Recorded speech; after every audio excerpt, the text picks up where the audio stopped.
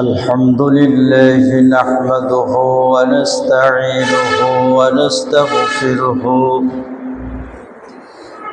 ونعوذ بالله من شرور أنفسنا ومن سيئات أعمالنا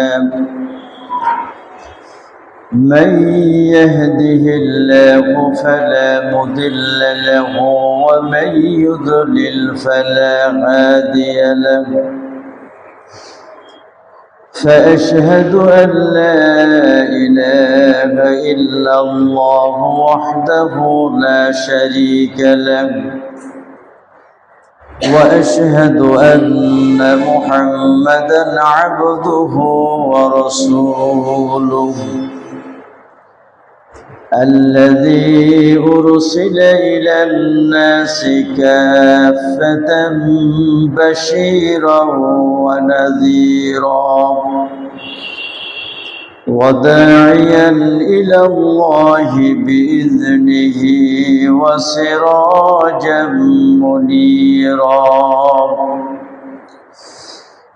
صلى الله تعالى عليه وآله وصحبه وأهل بيته أجمعين وسلم تسليما كثيرا أما بعد فإن أصدق الحديث كتاب الله وأحسن الهدي هدي محمد صلى الله عليه وسلم وخير الأمور عوازمها وشر الأمور محدثاتها وكل محدثة بدعة وكل بدعة ضلالة وكل ضلالة في النار فقد قال الله تعالى وتبارك في كلامه المجيد فإذا قرأت القرآن فاستعذ بالله من الشيطان الرجيم فأعوذ بالله السميع العليم بوجهه الكريم من الشيطان الرجيم بسم الله الرحمن الرحيم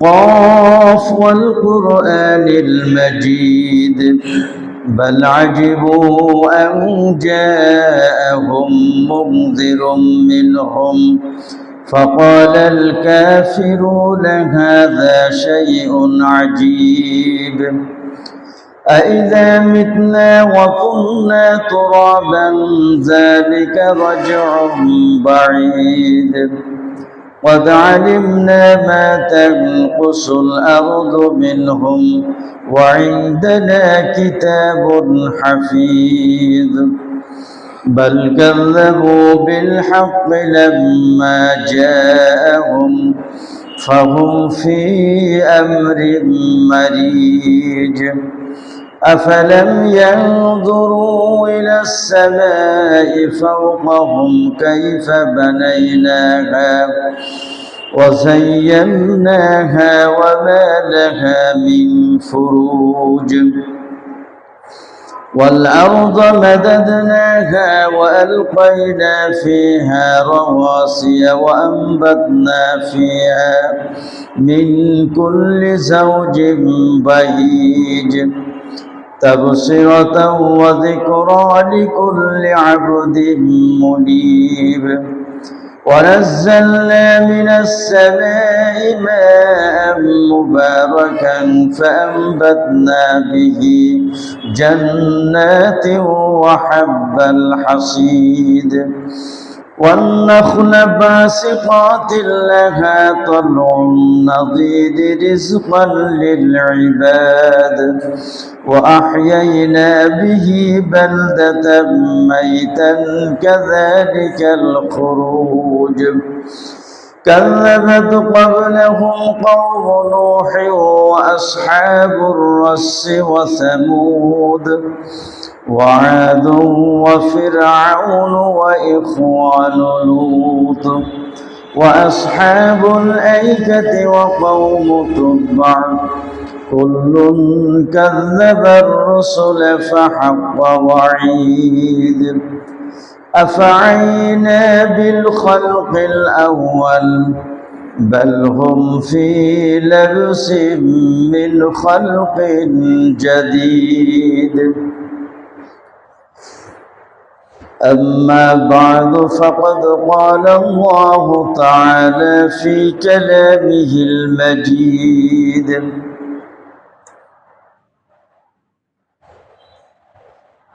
وما توفيقي إلا بالله عليه توكلت وإليه أنيب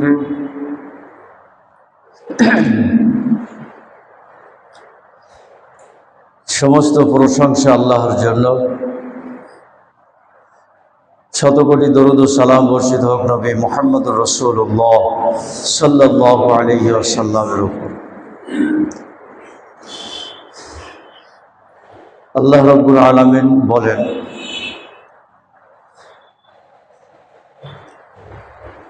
নবী শুআয়ব আলাইহিস সালামের উক্তি আল্লাহ রাব্বুল আলামিন কোরআনে কোট করে বলেন, ওমা তৌফিকি ইল্লা বিল্লাহ আলাইহি তাওয়াক্কালতু ওয়া ইলাইহি উনীব।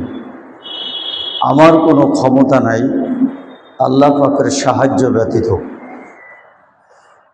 আলাইহি তাওয়াক্কালতু, আমি তার উপরেই ভরসা করি, ওয়া ইলাইহি উনীব, এবং তার দিকেই ফিরে যাই। সূরা হুদ ৮৮ নম্বর আয়াত। এই আয়াতের আলোকে গত জুমায় আপনাদের সম্মুখে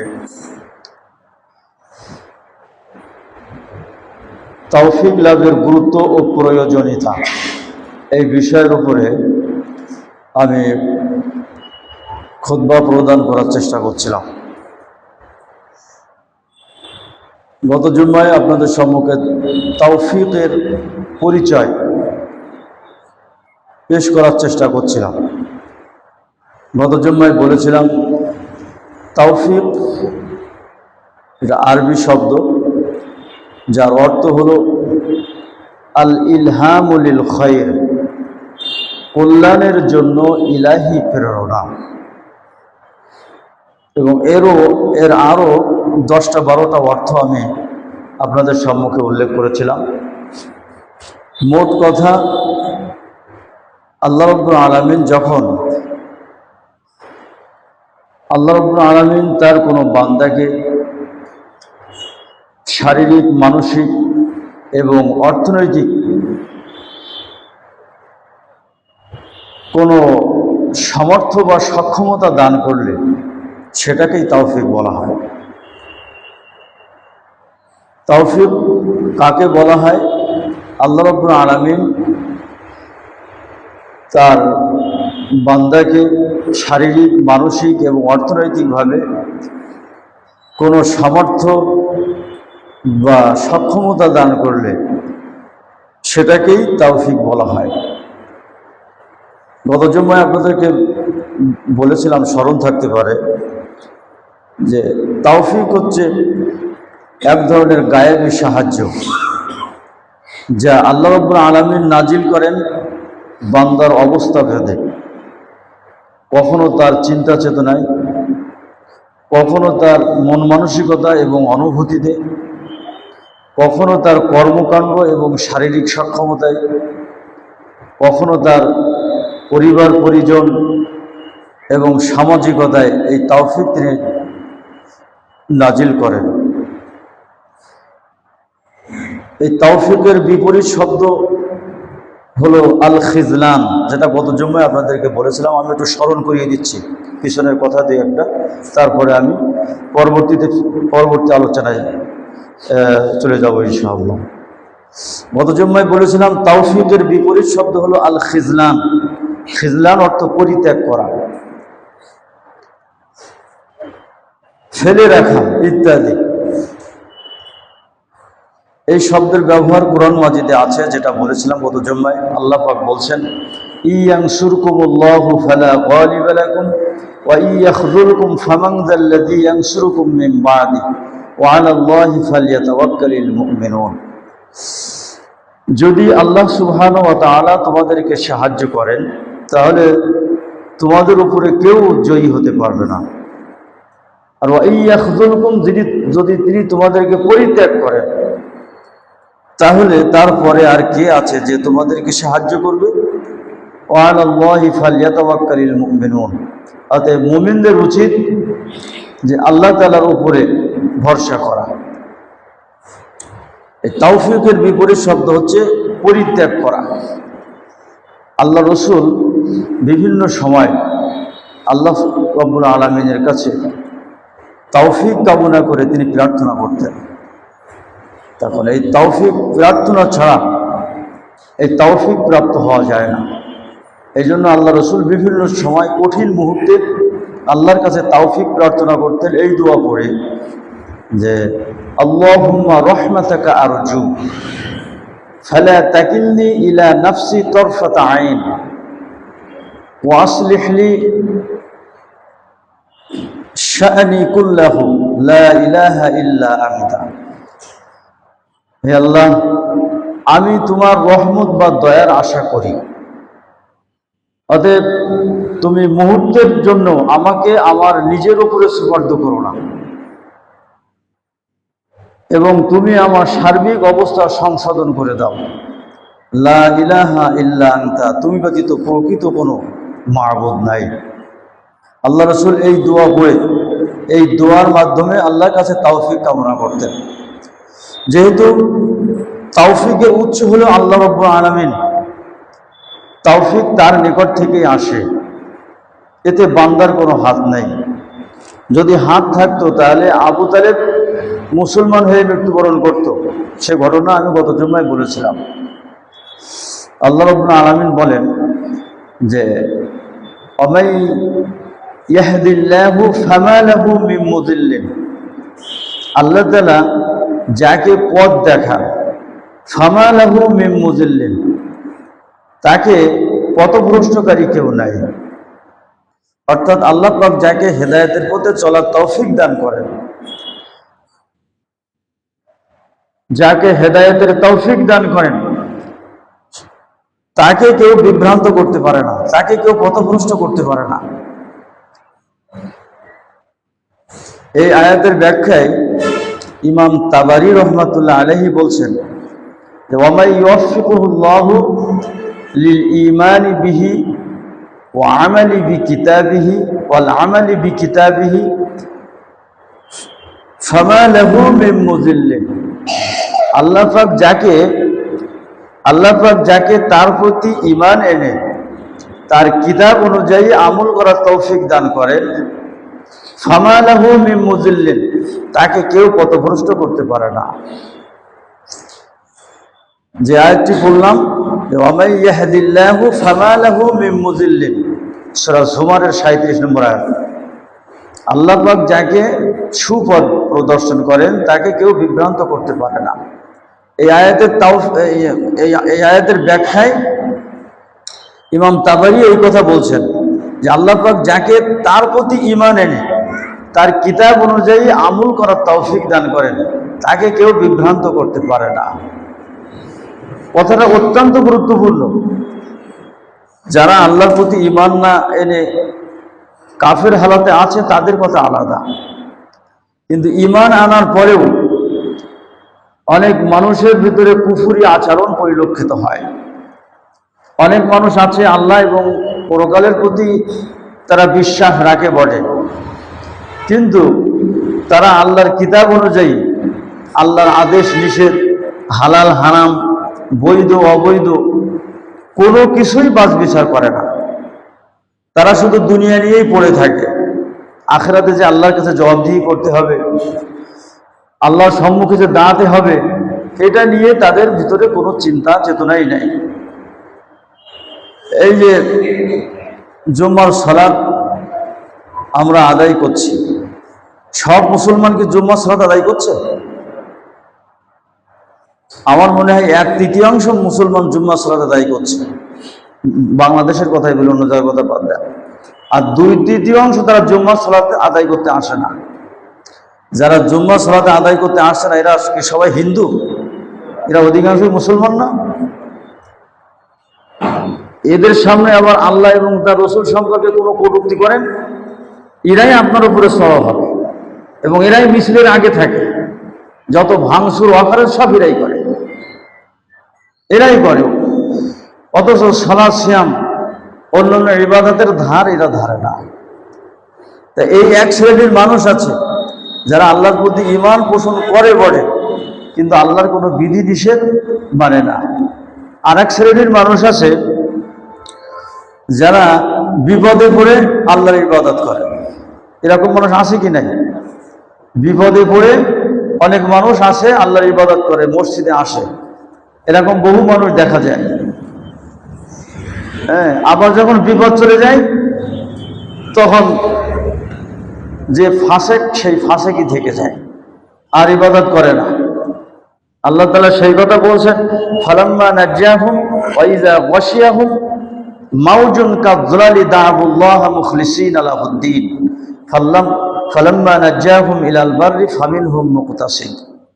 আল্লাহ তাআলা বলছেন, যখন সমুদ্রে চলতে গিয়ে সমুদ্রের তরঙ্গমালা বিপদ যখন তাদেরকে আচ্ছন্ন করে ফেলে, তখন তারা আল্লাহকে একনিষ্ঠভাবে ডাকে।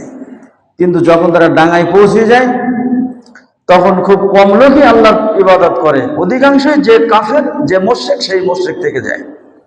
এরা বিপদে যখন পড়ে তখন আল্লাহকে ডাকে, বিপদ চলে গেলে আর আল্লাহকে ডাকে না।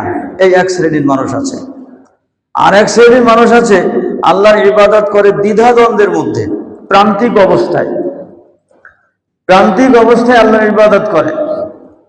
সূরা সাদের ভিতরে আল্লাহ তাআলা বলছেন, আমিনান নাসি মা ইয়াবুদুল্লাহ আলা হারফ ফাইন আসাবাহু খায়রুন ইতমাআন্না বিহি ওয়া ইন আসাবাতহু ফিতনাতুন ইনকালাবা আলা ওয়াজহি। আল্লাহ তাআলা বলছেন, কিছু মানুষ আছে দ্বিধাদ্বন্দ্বের ভিতরে আল্লাহর ইবাদত করে। যদি ভালো ইবাদত করতে করতে যদি ভালো কিছু তারা পায় তাহলে খুব সন্তুষ্ট হয়। আর যদি আল্লাহর ইবাদত করতে করতে যদি কোনো বিপদগ্রস্ত হয় তখন এবার আল্লাহকে যত দোষ দেয় যে আমি সালাত আদায় করি, সিয়াম পালন করি, আল্লাহ যত বিপদ আপদ আমার পরিবারের উপরে দেয়। হ্যাঁ, আল্লাহ আর কারো দেখতে পায় না। তখন এরা ইবাদত করা ছেড়ে দেয়। এই হলো এক শ্রেণীর ইবাদতকারী, যারা প্রান্তিক বা দ্বিধাদ্বন্দ্বের ভিতরে আল্লাহর ইবাদত করে। আর এক শ্রেণীর মানুষ আছে যারা আল্লাহর প্রতি ঈমান এনে তার ইবাদত করে বটে, কিন্তু তাদের ইবাদতটা কিতাব এবং সুন্নাহ মোতাবেক অধিকাংশ হয় না। তাদের ইবাদতের ভিতরে শিরক এবং বেদাত ভর্তি থাকে। আল্লাহ তাআলা সেই কথাই বলেছেন, ওমা ইউমিনু আকসারুহুম বিল্লাহি ইল্লা ওয়া হুম মুশরিকুন। আল্লাহ তাআলা বলছেন যে তাদের অধিকাংশই ঈমান আনয়ন করে, তারপরেও তারা মুশরিক থেকে যায়। হ্যাঁ, তারা আমল করে বটে, কিন্তু তাদের আমলে শিরক এবং বেদাত ভর্তি থাকে। শিরক এবং বেদাত ভর্তি থাকে। এই যে সামনে কয়েকদিন পরে আপনার আশুরার দিন আসবে, শিয়া সম্প্রদায় যারা আছে কত রকমের বেদাত তারা সেগুলো করবে। তারা এগুলো ধর্ম এবং দিন হিসাবেই পালন করে, অথচ দিনের সাথে এর সাথে কোনো সম্পর্ক নেই। আমি আগামী জুমায় আশুরা সম্পর্কে আলোচনা করবো, আজকে কিছু বলবো না। তো এই কয়েক শ্রেণীর মানুষ, এক শ্রেণীর মানুষ আছে যারা আল্লাহর প্রতি ঈমান পোষণ করা সত্ত্বেও আল্লাহর ইবাদতের ব্যাপারে গাফেল। আর এক শ্রেণীর মানুষ আছে বিপদে পড়ে আল্লাহকে ডাকে, বিপদ চলে গেলে আবার আল্লাহকে ভুলে যায়। আর এক শ্রেণীর মানুষ আছে যারা দ্বিধাদ্বন্দ্বের ভিতরে প্রান্তিক অবস্থায় আল্লাহর ইবাদত করে, ভালো কিছু পেলে সন্তুষ্ট হয়, খারাপ কিছু পেলে সেই পূর্বের অবস্থায় ফিরে যায়। আর এক শ্রেণীর মানুষ যারা ইবাদত করে বটে, কিন্তু তাদের ইবাদতটা কিতাব এবং সুন্নাহ মোতাবেক হয় না। এই সব শ্রেণীর মানুষগুলো তারা তাওফিক বঞ্চিত, যে কথা বলতে চাচ্ছিলাম। এই সব মানুষগুলো, এই সব শ্রেণীর মানুষগুলো আল্লাহর তাওফিক বঞ্চিত। আল্লাহর তৌফিক প্রাপ্ত বান্দা তারাই, যে কথাটা ইমাম তাবারি রহমাতুল্লাহ আলাইহি বলছে, আমি উল্লেখ করলাম যে ওয়ামাই ইউওয়াফিকুহুল্লাহু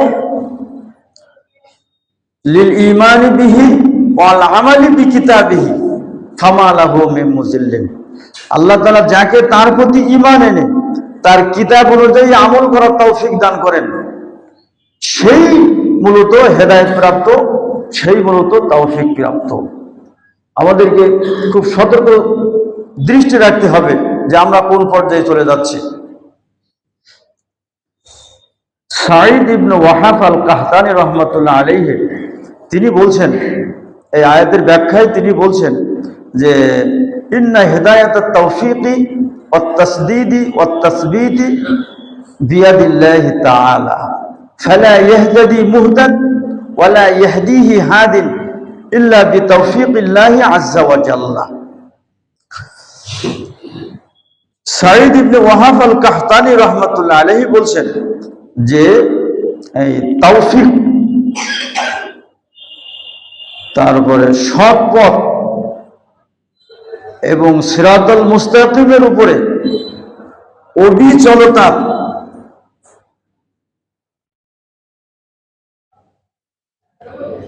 তাওফিক একমাত্র আল্লাহর হাতে। তাওফিক, তারপরে সৎ পথ এবং অবিচলতার হেদায়েত একমাত্র আল্লাহর হাতে। আল্লাহ পাকের তাওফিক ছাড়া ফালা ইয়াহতাদি মুহতাদ, কোন হেদায়েত প্রত্যাশী হেদায়েত লাভ করতে পারে না। ওয়ালা ইয়াহদিহি হাদিন, এবং কোন পথ প্রদর্শক তাকে পথ দেখাতে পারে না আল্লাহর তাওফিক, ইল্লা বিতাওফীকিল্লাহি আযজা ওয়া জাল্লা, আল্লাহর তাওফিক ছাড়া। তাহলে তাওফিকের গুরুত্ব কত বেশি। বলছে যে আল্লাহ পাকের তাওফিক ছাড়া কোন হেদায়েত প্রত্যাশী হেদায়েত পাবে না, কোন পথ প্রদর্শক তাকে হেদায়েত দেখাতে পারবে না। তাই যদি পারতেন আল্লাহ রাসূল আবু তালেবের হেদায়েত দিতে পারতেন, কিন্তু সেটা তিনি পারেননি। এটা সম্পূর্ণ আল্লাহর হাতে। এই জন্য আমরা সূরা ফাতিহায় কি বলি, ইয়্যাকা না'বুদু ওয়া ইয়্যাকা নাস্তাঈন, তারপরে ইহদিনাস সিরাতাল মুস্তাকিম। হে আল্লাহ, আমরা একমাত্র আপনারই ইবাদত করি এবং আপনার কাছে সাহায্য প্রার্থনা করি। সেই সাহায্যটা কি? ইহদিনাস সিরাতাল মুস্তাকিম, আপনি আমাদেরকে সরল পথে চলার তৌফিক দান করুন। তাহলে সূরা ফাতিহা আমরা আল্লাহ তৌফিক কামনা করছি না? আল্লাহ আপনি আমাদেরকে সরল পথ দেখান এবং সেই পথে আমাদেরকে চলার তৌফিক দান করুন। আল্লাহ তাআলা বলছেন ইন্নাকা লা তাহদি মান আহবাবতা ওয়ালাকিন্নাল্লাহা ইয়াহদি মান ইয়াশা, তুমি তাকে হেদায়েত দিতে পারো না যাকে তুমি ভালোবাসবে, বরং হেদায়েত আল্লাহ পাক যাকে খুশি তাকেই দেন। হেদায়েতের তৌফিক যাকে আল্লাহ তাআলা তৌফিক দেন সেই কেবল হেদায়েত লাভ করে, তাছাড়া কোনো হেদায়েত প্রত্যাশী হেদায়েত লাভ করতে পারবে না। কোনো পথ প্রদর্শক তাকে পথ দেখাতে পারবে না, পথ দেখাতে পারবে না। এই তাওফিক মূলত দুই ধরনের, এটা জেনে রাখুন। তাওফিক মূলত দুই ধরনের, এক হলো সাধারণ তাওফিক আর দুই বিশেষ ধরনের তাওফিক। সাধারণ তাওফিকটা কি? সাধারণ তাওফিক হচ্ছে যেটা আল্লাহ রাব্বুল আলামিন তার সৃষ্টিকুলের সবাইকে দান করেছে। কি দান করেছেন? যেমন এই নিঃশ্বাস নেওয়ার তাওফিক, সুস্থ থাকার তাওফিক, বেঁচে থাকার তাওফিক। মুসলিম ও কাফের সহ আল্লাহর সকল সৃষ্টি এই তাওফিক লাভের মাধ্যমে তারা দুনিয়াতে বেঁচে থাকতে পারে। আল্লাহ তাআলা যদি তাওফিক না দিতেন তাহলে কেউ দুনিয়াতে সুস্থ এবং নিরাপদে বসবাস করতে পারত? আল্লাহ তাআলা তৌফিক না দিলে নির্বিঘ্নে কেউ নিঃশ্বাস নিতে পারত না। আল্লাহ পাক তৌফিক না দিলে কেউ হাঁটা চলা করতে পারত না। আল্লাহ তাআলা তৌফিক না দিলে মানুষ নিজের রুজি আহার্য জোগাড় করতে পারত না। আল্লাহর বান্দা হিসাবে এই তৌফিক আল্লাহ তাআলা সকলকে দিয়েছেন। এটাকে বলা হয় সাধারণ তৌফিক, এটাকে বলা হয় সাধারণ তৌফিক, এটা সকলেই পেয়ে থাকে। আল্লাহ রাব্বুল আলামিন বলছেন ওমা মিন দাব্বাতিন ফিল আরদি ইল্লা আলাল্লাহি রিজকুহা, পৃথিবীতে এমন কোন বিচরণশীল জীব নেই যার রিজিকের ব্যবস্থা আল্লাহ তাআলা করেন না। বলুন আলহামদুলিল্লাহ। তাহলে এই রিজিক কি শুধু মুসলমানেরা পায়? বলুন মুসলমানের চেয়ে কাফেররা বেশি পাচ্ছে, ঠিক না? ওরা দুনিয়াটাকে প্রাধান্য দিয়েছে, এই জন্য দুনিয়ার কিছু সুখ আল্লাহ তাআলা ওদেরকে দিয়েছেন। আর মুসলমানরা মায়ের খাচ্ছে, এদের অবস্থা খারাপ এই জন্য যে এরা আল্লাহর প্রতি ঈমান পোষণ করা সত্ত্বেও আমলের ক্ষেত্রে কুফরি করে। এই জন্য আল্লাহ এদের পরে বহু অখুশি। এই জন্য দুনিয়ার নিয়ামত ওই কাফেররা বেশি পেয়েছে। কাফেররা বেশি পেয়েছে কি জন্য জানেন? ইমাম ইবনে তাইমিয়া সেই কথা বলেছেন, ইন্নাল্লাহা ইয়ানসুরুদ দাওলা, আল্লাহ তাআলা ওই রাষ্ট্রকে সাহায্য করেন যে রাষ্ট্র ইনসাফ আছে, ন্যায় বিচার আছে, যদিও সেটা কাফের রাষ্ট্র হয়। কাফের রাষ্ট্র হলেও যদি সেখানে মানবাধিকার থাকে, ইনসাফ থাকে, মিথ্যা না থাকে, ধোঁকা না থাকে, প্রতারণা না থাকে, তাহলে কাফের রাষ্ট্র হলেও আল্লাহ তাআলা সেই রাষ্ট্রে সাহায্য করেন। যেমন আজকে অমুসলিম রাষ্ট্রগুলো তারা অন্তত দুনিয়ার ক্ষেত্রে এই সুন্দর আচরণগুলো ঠিক রেখেছে, আর যত ভেজাল, ধোঁকাবাজি, প্রতারণা সব মুসলমানদের ভিতরে। এই জন্য ইমাম ইবনে তাইমিয়া বলছে ইন্নাল্লাহা লা ইয়ানসুরুদ দাওলা, আল্লাহ তাআলা ওই রাষ্ট্রকে সাহায্য করেন না যে রাষ্ট্রে আদল নাই, ইনসাফ নাই, ন্যায়নীতি নাই, যদিও সে রাষ্ট্রটা মুসলিম রাষ্ট্র হয়, ও রাষ্ট্রে আল্লাহ তাআলা সাহায্য করেন না। তো যে কথা বলছিলাম যে আল্লাহ তাআলা বলছেন যে পৃথিবীতে এমন কোনো বিচরণশীল জীব নাই যার রিজিকের ব্যবস্থা আল্লাহ তাআলা করেননি। তাহলে এই রিজিক এটা হচ্ছে সাধারণভাবে সকলেই এই রিজিক অর্জন করার তৌফিক আল্লাহ তাআলার পক্ষ থেকে লাভ করেন, এটা হচ্ছে সাধারণ তৌফিক। আল্লাহ তাআলা সূরা বাকারার ভিতরে বলছেন, আগে যে আয়াতটা তেলাওয়াত করলাম ওটা সূরা হুদের ভিতরে এসেছে। সূরা বাকারার ভিতরে আল্লাহ তাআলা বলছেন হুয়াল্লাযী খালাকালাকুম মা ফিল আরদি জামিআ, জমিনে আল্লাহ বলছেন আমি যা কিছু সৃষ্টি করেছি সব তোমাদের জন্য। এটা কি শুধু মুসলমানদের জন্য? সকলের জন্য আল্লাহ তাআলা সৃষ্টি করেছেন। যার যেটা যেভাবে প্রয়োজন তার সেইভাবেই তার প্রয়োজন আল্লাহ তাআলা মিটিয়ে থাকেন। এটা হলো সাধারণ তৌফিকের অন্তর্ভুক্ত। দ্বিতীয় প্রকার তৌফিক কি বললাম? বিশেষ ধরনের তৌফিক। কথা আপনারা বুঝতে পারছেন তো? দ্বিতীয় হচ্ছে বিশেষ ধরনের তৌফিক। বিশেষ ধরনের তৌফিকটা কি? বিশেষ ধরনের তৌফিক হচ্ছে যে তৌফিকটা আল্লাহর প্রিয় এবং নির্বাচিত বান্দারা যে তৌফিকটা পেয়ে থাকেন। যেমন হেদায়েত লাভ করার তৌফিক। হেদায়েত কি সবাই পায়? হেদায়েত সবাই পায় না। হ্যাঁ, আল্লাহ তাআলা বলেন ওমা ইয়াহদিল্লাহু ফামা লাহু মিন মুজিল্লিন, আল্লাহ যাকে হেদায়েত দেন তাকে কেউ পথভ্রষ্ট করতে পারেন না, আর আল্লাহ যাকে পথভ্রষ্ট করেন তাকে কেউ হেদায়েত দিতে পারেন না। অতএব বিশেষ তৌফিক হচ্ছে আল্লাহর প্রিয় বান্দারা নিয়ামত হিসাবে পেয়ে থাকে। যেমন হেদায়েত লাভ করার তৌফিক, ঈমান আনা, তাকওয়া বা আল্লাহ ভীরুতা এবং নেক আমল সম্পাদন করার তৌফিক, হালাল রুজি এবং তাতে বরকত লাভ করার তৌফিক, এগুলো হচ্ছে বিশেষ ধরনের তৌফিক। এগুলো আল্লাহ তার প্রিয় বান্দাদেরকে দিয়ে থাকেন, সবাইকে দিয়ে থাকেন না। এই যে রিজিকে বরকত লাভ, আল্লাহ রাসূল বলেছেন মুমিন খায় এক পেটে, আর কাফের খায় কয় পেটে? কাফের খায় 2-3 পেটে। কাফেররা যত পায় তত চায়, তাদের লোভ, তাদের আশার আকাঙ্ক্ষার শেষ থাকে না। কিন্তু যারা আল্লাহর প্রতি ঈমান আনে, যারা হেদায়েত প্রাপ্ত হয়, আল্লাহ তাআলা অল্পতেই তাদেরকে পরিতুষ্টিতা দান করেন, অল্পতেই তারা সন্তুষ্ট হয়ে যায়। আল্লাহ রাব্বুল আলামিন বলছেন যে ওমাই ইয়াহদিল্লাহু ফাহুয়াল মুহতাদ, আল্লাহ তাআলা যাকে সৎ পথ দেখান, সৎ পথ কেবল সেই পেয়ে থাকে। তাহলে সবাই পান না। এই আয়াত দ্বারা স্পষ্ট বোঝা যাচ্ছে যে হেদায়েত সবাই পায় না। আল্লাহ তাআলা যাকে হেদায়েত দান করেন কেবলমাত্র সেই হেদায়েত পায়, অন্য কেউ হেদায়েত পায় না। এটা হচ্ছে বিশেষ ধরনের তৌফিক। এটা হলো বিশেষ ধরনের তৌফিক। এই আয়াতের ব্যাখ্যায় মুফাসসিরিন ইকরাম তারা বলছেন যে ওমাই ইউওয়াফিকুল্লাহু সুবহানাহু ওয়া তাআলা লিসুলুকি সাবিলিল হুদা বিইস্তিমালি আকলিহি ওয়া হাওয়াসিহি বিমুক্তাজা সুন্নাতিল ফিতরাতি ওয়া ইরশাদিদ দ্বীন ফামা লাহু মিন মুযিল্লিন। মুফাসসির ইকরাম বলছেন যে দ্বীনের সঠিক দিক নির্দেশনা এবং ফিতরাতের স্বভাব অনুযায়ী ইন্দ্রিয়লব্ধ এবং অর্জিত জ্ঞানের আলোকে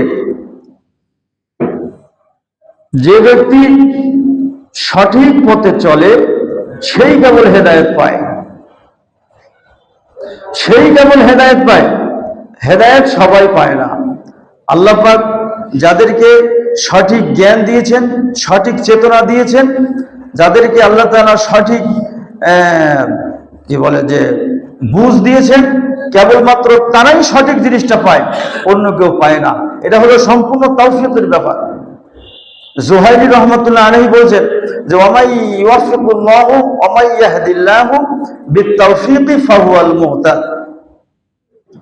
আল্লাহ তাআলা তাওফীকের মাধ্যমে যাকে হেদায়েত দান করেন সেই কেবল সুপথ পায়, সুপথ সবাই পায় না। এটা হলো বিশেষ ধরনের হেদায়েত। এর দ্বারা বোঝা যাচ্ছে যে যারা হেদায়েতের পথে চলে না, যারা সিরাতাল মুস্তাকিমকে অনুসরণ করে না, এরা তাওফীক থেকে বঞ্চিত। আর তাওফীক থেকে বঞ্চিত বলেই এরা বিপদগামী, ঠিক তো নাকি? যারা হেদায়েতের পথে চলে না এরা তাওফীক বঞ্চিত, আর তাওফীক বঞ্চিত বলেই এরা বিপদগামী। তাওফীক বঞ্চিত বলেই এরা বিপদগামী। মূলত মুমিন বান্দা আল্লাহর পক্ষ থেকে ঈমান, আমল এবং তাকওয়া সহ কোন নেক আমল বা ইবাদত সম্পাদনের যে সামর্থ্য এবং সক্ষমতা লাভ করে, ওইটাই হচ্ছে বিশেষ ধরনের তাওফীক। অর্থাৎ বান্দা আল্লাহর পক্ষ থেকে ঈমান, আমল বা অন্যান্য নেক আমল ইবাদত করার যে সামর্থ্য বা সক্ষমতা আল্লাহর পক্ষ থেকে লাভ করে, ওইটাই হলো তাওফীক। আল্লাহ তাআলা তাওফীক না দিলে কোনো বান্দা সৎ আমলের নিয়তও করতে পারে না। আমরা যে সৎ আমলের নিয়ত করি না, কোরআনের ভাষায় যে ব্যক্তি একটা সৎ আমলের নিয়ত করে, নিয়ত করার সাথে সাথে তার আমলনামায় 10টা নেকি লেখা হয়। একদম সহি কথা। আর যদি না নিয়ত করার সাথে সাথে তার আমলনামায় 1টা নেকি লিপিবদ্ধ হয়, আর যখন সে আমলটা সম্পাদন করে তখন 10 থেকে আল্লাহ তাআলা যত খুশি তাকে নেকি দিয়ে থাকে। তাহলে সৎ আমলের নিয়ত করাটাও আল্লাহর তাওফীকের উপরে ভিত্তিশীল। আল্লাহ তাওফীক না দিলে কোনো মুমিন বান্দা সৎ আমলের নিয়তও করতে পারে না। এই জন্য আমাদের পূর্বযুগীয় যে সমস্ত পুণ্যবান সালফে সালেহিন তারা গুজরে গিয়েছেন, তাদেরকে যখন কোনো নেক আমল সম্পর্কে জিজ্ঞেস করা হতো তখন তারা জবাব দিতেন এইভাবে যে এই আমলের নিয়ত করার তৌফিক যদি আল্লাহ তাআলা আমাকে দান করেন তাহলে আমি এই আমলটা করব ইনশাআল্লাহ। তাহলে তারা আল্লাহ তাআলার তৌফিক কামনা করতেন। তখন তারা ভালো করেই জানতেন যে আমি যতই দৃঢ় প্রতিজ্ঞ হই না কেন যে আমি এই আমল করব, যদি আল্লাহর তৌফিক আমার শামিলে না হাল না হয়, আল্লাহ তৌফিক যদি আমাকে না দেন, তাহলে আমি এই আমল করার সামর্থ্য রাখি না। এই বিশেষ তৌফিক প্রাপ্ত বান্দাদের বৈশিষ্ট্য হচ্ছে এই, এদেরকে যদি দুনিয়াবি কোনো পদমর্যাদা দেওয়া হয় তাহলে এই পদমর্যাদাকে এরা আল্লাহ তাআলার সন্তুষ্টিমূলক কাজে, দ্বীনের সহযোগিতায় এবং তার মুসলিম ভাইয়ের কল্যাণার্থে এটা ব্যবহৃত করে থাকে, এটা ব্যবহার করে থাকে। আর যদি তাদের কোনো ধন সম্পদ দেওয়া হয়, অর্থ সম্পদ দেওয়া হয়, তাহলে সেই সম্পদকে, সম্পদের একটা অংশকে, একটা নির্দিষ্ট অংশকে তারা আল্লাহর আনুগত্যে ব্যয় করে। মূলত আল্লাহ তাআলা বান্দাকে বিভিন্নভাবে পরীক্ষা করে থাকেন। এই পরীক্ষায় উত্তীর্ণ হয় তারা যারা তাওফীক প্রাপ্ত বান্দা। তারা কেবলমাত্র যারা তাওফীক প্রাপ্ত বান্দা তারা আল্লাহ তাআলার এই পরীক্ষায় উত্তীর্ণ হন, অন্য কেউ উত্তীর্ণ হতে পারেন না। তার কারণ এই বান্দারা আল্লাহর পক্ষ থেকে প্রাপ্ত প্রত্যেকটি নিয়ামত বা জিনিসের তারা শুকরিয়া আদায় করে। তারা আল্লাহর পক্ষ থেকে কল্যাণ প্রাপ্ত হলেও আল্লাহ শুকরিয়া আদায় করে, আল্লাহর পক্ষ থেকে বিপদগ্রস্ত মুসিবতের ভিতরে পড়লেও তারা ধৈর্য ধারণ করে এবং আল্লাহ সাহায্য কামনা করে। এই যে একটা হাদিস আছে না, আল্লাহ রাসূল বলেছেন আজাবান লি আমরিল মুমিন, মুমিনের জন্য মুমিনের প্রত্যেকটি বিষয় হচ্ছে আশ্চর্যজনক। এটা মুমিন ব্যতীত অন্য কারোর জন্য খাস নয়। মুমিনের যদি কোনো কল্যাণ স্পষ্ট করে তখন সে কি করে? আল্লাহ শুকরিয়া আদায় করে, এতে সে নেকি প্রাপ্ত হয়। আর যদি কোনো বিপদ তাকে স্পর্শ করে তখন সে ধৈর্য ধারণ করে এবং আল্লাহ সাহায্য কামনা করে, এতেও সে নেকি প্রাপ্ত হয়। অতএব মুমিন বান্দা আল্লাহর পক্ষ থেকে প্রাপ্ত প্রতিটি জিনিসের শুকরিয়া আদায় করে, প্রতিটি জিনিসই এরা শুকরিয়া আদায় করে। আর এই তৌফিক থেকে বঞ্চিত হওয়ার নিদর্শন হচ্ছে আল্লাহ তাআলার নিয়ামত পাওয়ার পরেও, আল্লাহ পাকের নিয়ামত পাওয়ার পরেও তার অবাধ্যতা করা এবং তার কুফরি করা। যাদেরকে আল্লাহ তাআলা নিয়ামত দিয়ে ভরে দিয়েছেন অথচ এই নিয়ামতের শুকরিয়া আদায় করে না, বরং আল্লাহর অবাধ্যতা করে এবং তার কুফরি করে, এগুলো দেখে বুঝবেন যে আল্লাহর তৌফিক থেকে বঞ্চিত, আল্লাহর তৌফিক বঞ্চিত। গত জুম্মায় এবং আজকের জুম্মায় এই পর্যন্ত আমি আপনাদের সম্মুখে তৌফিকের পরিচয়গুলি পেশ করলাম। তৌফিকের পরিচয় কি, তৌফিক অর্থ কি, আচ্ছা তৌফিক কাকে বলে, তৌফিক কত প্রকার, কি কি, তৌফিক কত প্রকার কি কি, এটা আমি আপনাদের সম্মুখে একটা একটা করে আলোচনা করলাম। এবার আমার বক্তব্যের বিষয় হচ্ছে তৌফিক লাভের গুরুত্ব এবং প্রয়োজনীয়তা। এবার আমি সেই দিকে চলে যাব, আল্লাহ তাআলা যদি আমাকে তৌফিক দান করেন। তৌফিকের গুরুত্ব এবং প্রয়োজনীয়তা অপরিসীম। প্রত্যেক মানুষ আল্লাহর তৌফিকের মুকাফেক্ষী, এটাকে কি আপনারা অস্বীকার করবেন? আল্লাহর প্রতি ঈমান আনতে পারা, এটা হচ্ছে তৌফিক প্রাপ্ত হওয়ার নমুনা। তার কারণ আল্লাহর তৌফিক না হলে কোনো মানুষ আল্লাহর প্রতি ঈমান আনতে পারে না, সিরাতাল মুস্তাকিমের উপরে সে কখনোই চলতে পারে না। এজন্য দরকার আগে আল্লাহর তৌফিক। আল্লাহ রাসূল একদিন সাফা পাহাড়ে চূড়ায় উঠলেন, উঠে কুরাইশদেরকে আহ্বান করছেন, ইয়া সাবাহাহু, ওহে তোমরা প্রত্যুষে সকলেই পাহাড়ের পাদদেশে সমবেত হও। সে যুগের নিয়ম ছিল যে এরকম যদি কেউ আহ্বান করত তাহলে সেটা বিপদ সংকেত হিসেবে তারা মনে করত, এই জন্য সবাই গিয়ে সেখানে সমবেত হতো। আল্লাহ রাসূলের এই আহ্বানে কি বিপদ, কি সমস্যা, আল আমির এভাবে কেন আহ্বান করছে, ইয়া সাবাহাহু, সকলেই পাহাড়ের পাদদেশে সমবেত হয়েছে, বলে মুহাম্মদ আমাদেরকে ডেকেছে কেন? আল্লাহ রাসূল বললেন, আমি যদি বলি যে এই পাহাড়ের অপর প্রান্তে, অপর পাশে একদল সুশিক্ষিত নিয়মিত বাহিনী তাদের অস্ত্র উঁচিয়ে অপেক্ষমান তোমাদের উপরে হামলা করার জন্য, তোমরা কি আমার কথা বিশ্বাস করবে? তখন সকলেই সমস্যারে বলবো, হ্যাঁ অবশ্যই বিশ্বাস করব। মা জাররাবনা আলাইকা ইল্লা সিদকান, কারণ ইতিপূর্বে আমরা তোমার থেকে সত্য ব্যতীত কিছুই পাইনি, অতএব আজকে তুমি আমাদেরকে মিথ্যা বলবে, এটা আমাদের কল্পনায়ও আসতে পারে না, অতএব কি বলবে বলো। আল্লাহ রাসূল তখন তাদেরকে বললেন, ইন্নী নাযীরুল লাকুম বাইনা ইয়াদাই আযাবিন শাদীদ, আমি কিয়ামতের কঠিন আযাবের প্রাককালে তোমাদের নিকটে আল্লাহর পক্ষ থেকে সতর্ককারী হিসাবে এসেছি। তোমরা ওই জাহান্নামকে ভয় করো, তোমরা ওই শিরককে পরিত্যাগ করো। আল্লাহ রাসূল অত্যন্ত আবেগ অল্পিত ভাষায় কুরাইশদের সবাইকে আহ্বান করলেন, ইয়া মাশারা কুরাইশ আনকিজু আনফুসাকুম মিনান নার, হে কুরাইশগণ তোমরা নিজেদেরকে জাহান্নামের আগুন থেকে বাঁচাও। হে বানু কাব বিন লুয়াই, হে বানু আব্দুল মানাফ, হে বানু আব্দুল শামস, হে বানু হাশেম, হে বানু আব্দুল মুত্তালিব, আনকিযু আনফুসাকুম মিনান নার, তোমরা তোমাদের নিজেদেরকে জাহান্নাম থেকে বাঁচাও। এমনকি আল্লাহ রাসূল তার স্ত্রী ফাতেমাকেও ডেকে ওই একই কথাই বললেন। আল্লাহ রাসূল সকলকে বললেন, কুলু লা ইলাহা ইল্লাল্লাহ তুফলিহুন, তোমরা সকলেই বলো লা ইলাহা ইল্লাল্লাহ, আল্লাহ ব্যতীত প্রকৃত কোনো মাবুদ নাই, তাহলেই তোমরা সফলকাম হবে। আল্লাহ রাসূলের এই দাওয়াত সমস্ত কুরাইশদেরকে লক্ষ্য করে, কিন্তু দাওয়াতের ফলশ্রুতি কি হলো?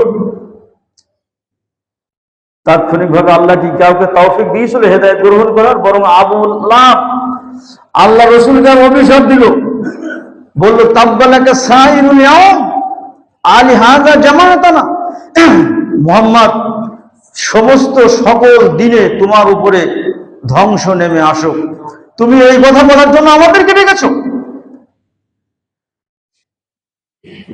নবীদের আহ্বান হচ্ছে মানুষদেরকে জাহান্নাম থেকে বাঁচানো, জান্নাতের পথ দেখানো, হেদায়েতের পথ দেখানো। এই হেদায়েতের পথে চলার তৌফিক আল্লাহ তাআলা সকলকে দেন না। ওই দিন আল্লাহ রাসূল সবাইকে ডেকেছেন, কেউ কিন্তু ঈমান আনেনি, কেউ হেদায়েতের পথে আসেনি। আল্লাহ তৌফিক না দিলে কি করে আসবে? এই জন্য হেদায়েত প্রাপ্ত হয় আল্লাহ নির্বাচিত বান্দারা, আল্লাহ তৌফিক প্রাপ্ত বান্দারা, এরা ছাড়া কেউ হেদায়েত হয় না। এই জন্য আমাদের পূর্বযুগীয় একজন সালাফ বিদ্বানকে প্রশ্ন করা হয়েছিল, মাশাইয়্যিল্লাযী লা ইয়াসদাকনা আনহুল মারউ ফি কুল্লি হাল, তাকে প্রশ্ন করা হয়েছিল মানুষ সর্বদা কোন জিনিসের মুখাপেক্ষী থাকে? জবাবে তিনি বললেন, মানুষ সর্বদা আল্লাহর তৌফিকের মুখাপেক্ষী থাকে। আল্লাহর তৌফিক না দিলে কোনো মানুষ নেক আমল সম্পাদন করতে পারে না, হেদায়েতের পথে চলতে পারে না। আমিন আব্দুল্লাহ শাকনভি রহমাতুল্লাহ আলাইহি তিনি একটি গুরুত্বপূর্ণ উক্তি দিয়েছেন।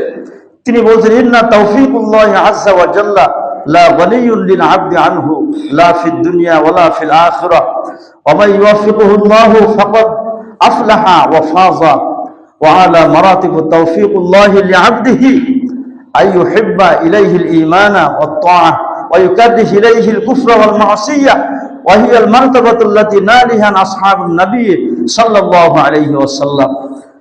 আমিন আব্দুল্লাহ শাকনভি রাহমাতুল্লাহ আলাইহি তিনি বলছেন, দুনিয়াতে এবং আখিরাতে বান্দা সর্বদা আল্লাহ তাআলার তৌফিকের মুখাপেক্ষী। আল্লাহ তাআলা যাকে তৌফিক দান করেন ফাকাদ আফলাহা ওয়া ফাযা, সেই সফল কাম হয় এবং সেই ওয়াফাযা কৃতকার্য হয়। এবং আল্লাহ তাআলার পক্ষ থেকে তিনি বলছেন, আল্লাহ তাআলার পক্ষ থেকে তৌফিক লাভের সবচেয়ে সর্বশ্রেষ্ঠ স্তর হলো এই যে স্তর হলো দুইটা, একটা হলো ঈমান আর একটা হচ্ছে আল্লাহর আনুগত্য বান্দাদের প্রিয় হওয়া, এবং সেই সাথে আইয়ুহিব্বাল কুফরা ওয়াল মাসিয়া আইয়ুকাররিহা ওয়া ইউকাররিহু ইলাইহিল কুফরা ওয়াল মাসিয়া, এবং কুফরি এবং পাপাচার ঘৃণার হওয়া। আল্লাহ রাসূলের সাহাবায়ে কেরাম এই প্রকারে তৌফিক লাভেই তারা ধন্য হয়েছিলেন। বলুন আলহামদুলিল্লাহ। ঈমান এবং আল্লাহর প্রিয় বান্দাদের প্রিয় হওয়া এবং কুফরি এবং আল্লাহর আনুগত্য ঘৃণারও হওয়া, এটাই হচ্ছে বড় তৌফিক লাভের নিদর্শন। তিনি সূরা হুজুরাতের ৭ নম্বর আয়াতটি দলিল হিসাবে নিয়ে এসেছেন, যেখানে আল্লাহ তাআলা বলছেন, ওয়া আলামু আন্না ফীকুম রাসূলুল্লাহ লাউ ইউতিউকুম ফী কাসীরিন মিনাল আমরি লাআনিতুম ওয়ালাকিন্নাল্লাহা হাব্বাবা ইলাইকুমুল ঈমানা ওয়া কাররাহা ওয়া যায়্যানাহু ফী কুলুবিকুম ওয়া কাররাহা ইলাইকুমুল কুফরা ওয়াল ফুসুকা ওয়াল ইসয়ান উলাইকা হুমুর রাশিদুন। তিনি এই আয়াতকে দলিল হিসাবে নিয়ে এসেছেন, যেখানে বলা হচ্ছে যে জেনে রেখো তোমাদের মাঝে আল্লাহ রসুল আছে, যদি অধিকাংশ কথাই তিনি যদি তোমাদের অধিকাংশ কথা মেনে নেন তাহলে তোমরাই কষ্টে পতিত হবে। অথচ আল্লাহ তাআলা কি করেছেন? তোমাদের জন্য ঈমানকে প্রিয় করে দিয়েছেন এবং তোমাদের অন্তরে ওটাকে সুশোভিত করে দিয়েছেন, এবং কুফরি ফাসিকি এবং অবাধ্যতাকে তোমাদের জন্য অপছন্দনীয় করে দিয়েছেন, এবং তারাই হলো সৎপথ প্রাপ্ত। আজকে এই পর্যন্ত সময় শেষ হয়ে গেছে। আগামী জুমায় পরের থেকে আলোচনা করব তৌফিক লাভের গুরুত্ব এবং প্রয়োজনীয়তা। আল্লাহ তাআলা আমাদেরকে সর্বক্ষেত্রে নেক আমলের ক্ষেত্রে তিনি আমাদেরকে তৌফিক দান করুন। আল্লাহুম্মা আমিন। আকুলু কওলি হাযা আস্তাগফিরুল্লাহ লি ওয়া লাকুম ওয়া লিস-সাইরিল মুসলিমিন। বারাকাল্লাহু লানা ওয়া লাকুম ফিল কুরআনিল আযীম ওয়া নাফা'না ওয়া ইয়্যাকুম বিল আয়াতি ওয়াজ যিকরিল হাকীম। ইন্নাহু তাআলা জাওয়াদুন কারীম মালিকুম বারুর রাউফুর রাহিম।